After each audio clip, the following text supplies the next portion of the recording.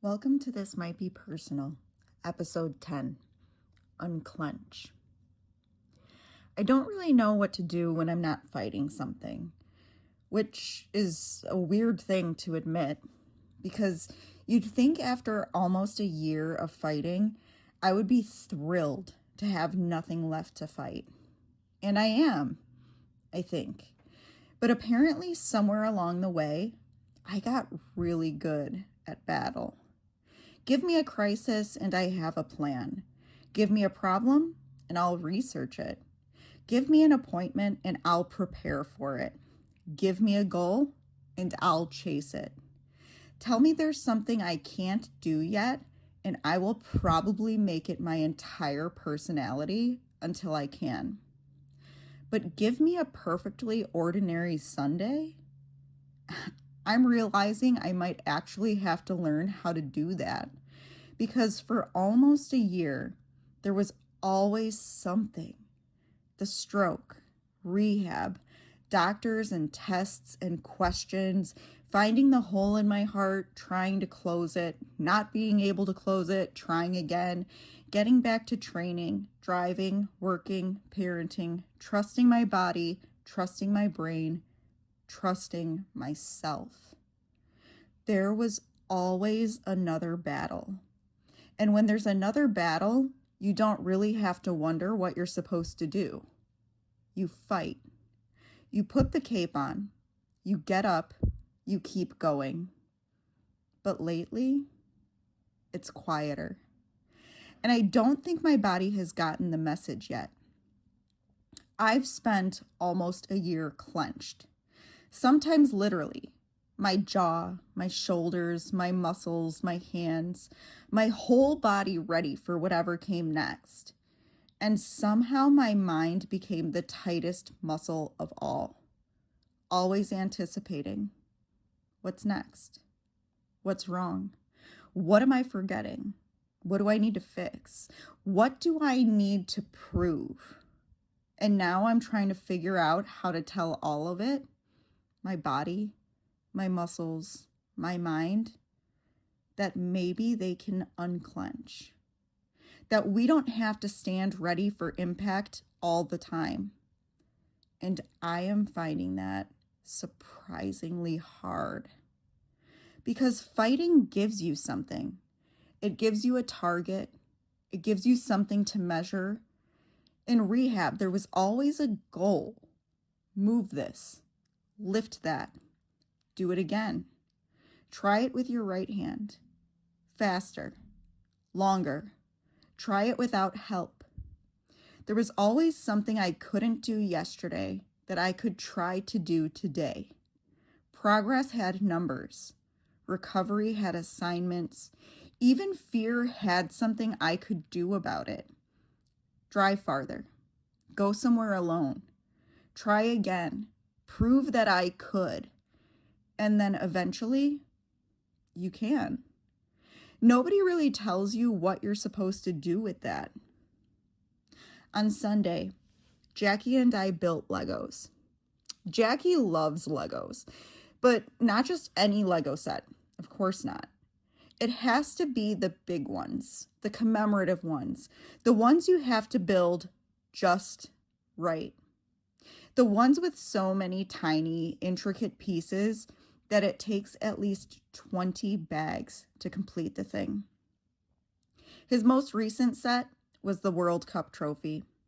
And by the time he got to bag 9, things had gotten complicated. The pieces were smaller. The instructions were less forgiving. And if you made one mistake, there was a pretty good chance you were going to have to take a whole section apart just to figure out where you'd gone wrong. On Sunday, it was just the two of us, him and me. And he asked me to sit at the dining room table and help him. So there we sat. Hundreds of tiny gold pieces spread across the table. Some had a slight sheen, some didn't. And the instruction book offered very little distinction between which tiny gold piece was supposed to be which. Every once in a while, 2 pieces would get stuck together. I'd pull them apart. Another two would get stuck. I'd separate those two. Finally, Jackie looked at me with complete awe. How can you always get them apart? And my brain went somewhere else, somewhere that now feels like another lifetime. An occupational therapy room, Anna sitting with me, and Legos. Tiny pieces in front of me, except back then, they weren't stable between my fingers. They slipped. My fingers weren't doing exactly what I was asking them to do. And I was frustrated, really frustrated. Anna was calm. She usually was. And she asked me, "What about this is important? What is your goal?" At the time, I probably would have had 100 answers. I wanted my hand to work. I wanted my body back. I wanted my life back. I wanted to get better. I wanted to be normal. I wanted to win. But sitting at my dining room table with Jackie, I realized I finally knew the answer. This. This was important. This was the goal. Not the Lego. Not being able to separate two ridiculously tiny gold pieces while my 7-year-old looked at me like I just demonstrated some kind of superpower. This. Sitting at the table with him, building something together, and those tiny pieces were completely stable between my fingers. So stable that Jackie couldn't understand why what I was doing was impressive. My eyes got a little hot because I remembered he didn't. To him, Mom was just really good at getting Legos apart. And then I realized what we were building. A trophy. Literally. Of course we were. I always built Legos with my boys. That's the strange thing. This wasn't some piece of my life that had disappeared forever and miraculously returned. I'd done this before.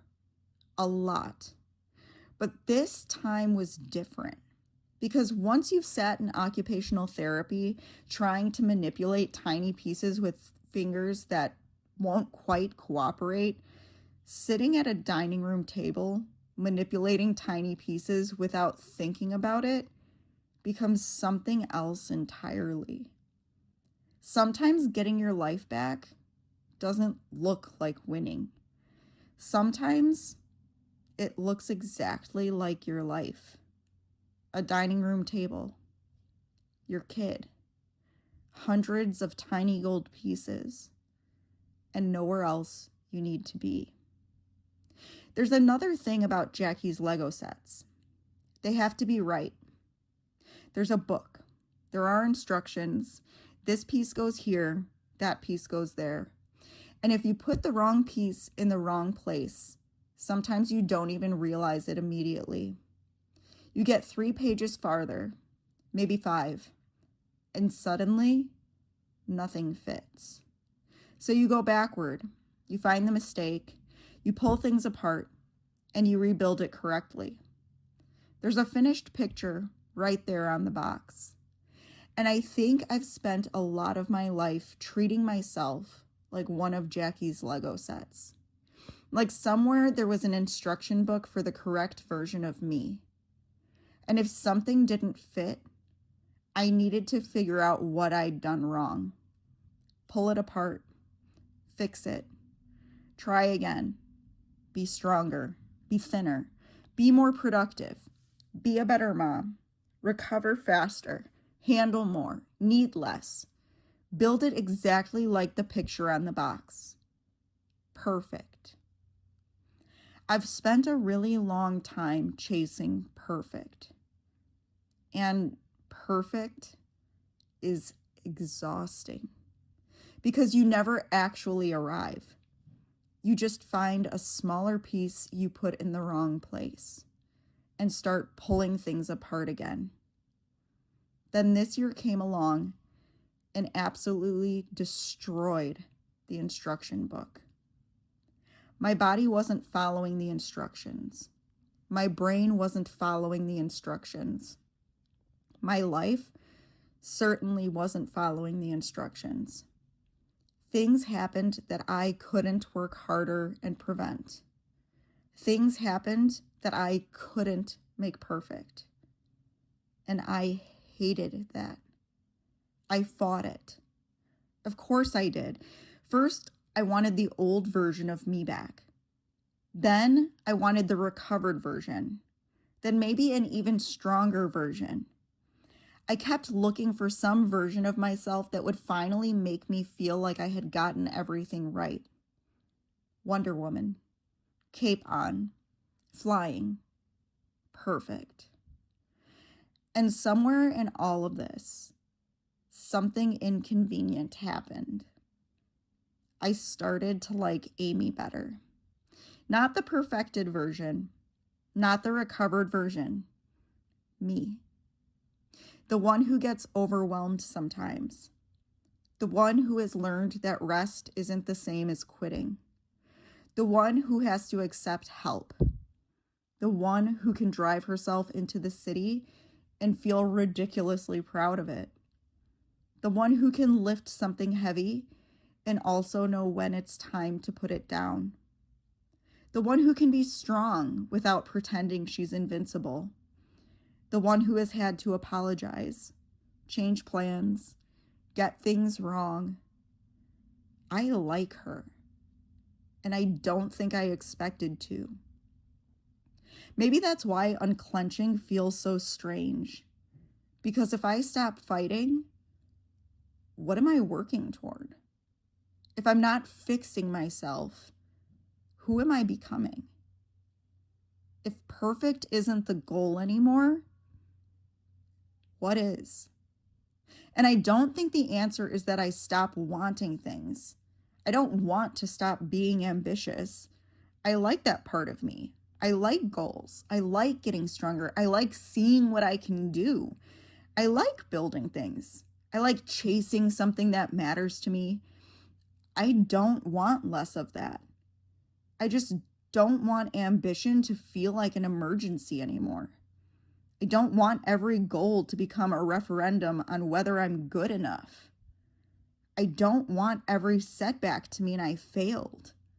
I don't want every quiet moment to make me wonder what I should be accomplishing instead. Maybe my life doesn't constantly need to be a self-improvement project. Maybe I don't need another battle just because I've become very good at fighting them. Maybe I don't have to turn every ordinary day into evidence that I survived. Maybe sometimes I can just have the ordinary day. I can sit at the dining room table. I can build Legos. I can drink coffee while it's still hot or cold. I can train because I love being strong instead of because I need to prove to myself that I still am.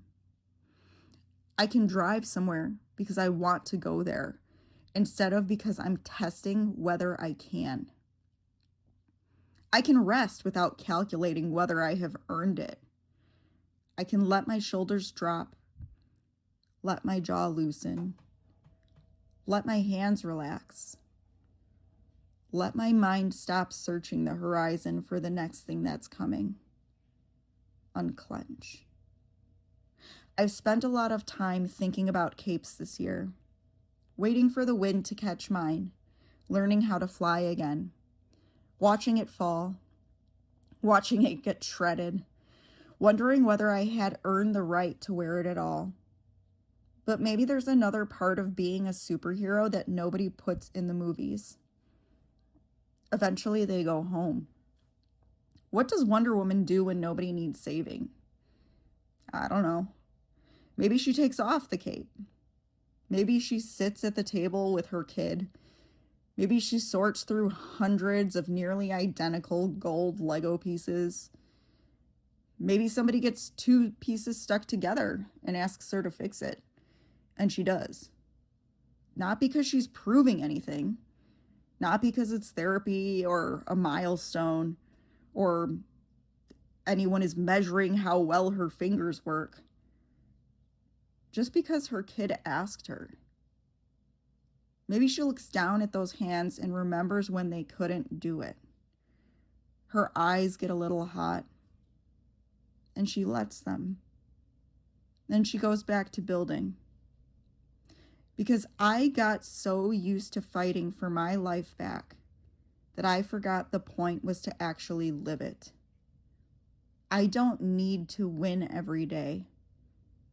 I don't need to turn myself into the picture on the box.